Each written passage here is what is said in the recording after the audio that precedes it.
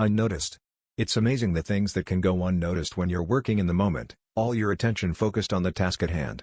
It's ironic really, all that attention to detail focused like a laser, and yet it's because of this we can miss things that are all around us.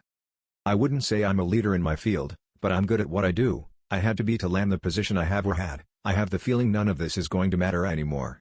I work as a scientist in a particularly secure level of Porton Down research and development facility. It's the UK's primary mod base of operations for dealing with all kinds of biological and chemical agents, primarily dealing with countermeasures and containment.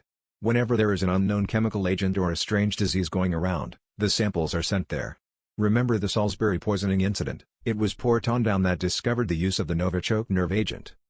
It was supposed to be just like any other day we had, an unknown package, a possible foreign contaminant, extraction, isolation and an analysis to see what we were dealing with. We had the first samples less than a day after the incident. I had been spending more and more time away from home lately, with work being busier than usual. There were more samples than usual and all marked with a high level of urgency. Looking back, that should have been the first warning sign, but I had been so tired from overwork from my job lately that I didn't notice. I didn't notice that the samples all seemed to have come from the London area where we first heard of the incident at the post office.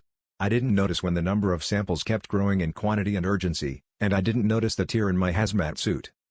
I received the phone call late in the night. I could tell by the urgency in his voice that this was serious. He told me about the tear discovered by the night shift team during inspection. He told me about the possible exposure to the airborne contaminant from the London incident. He then listed symptoms.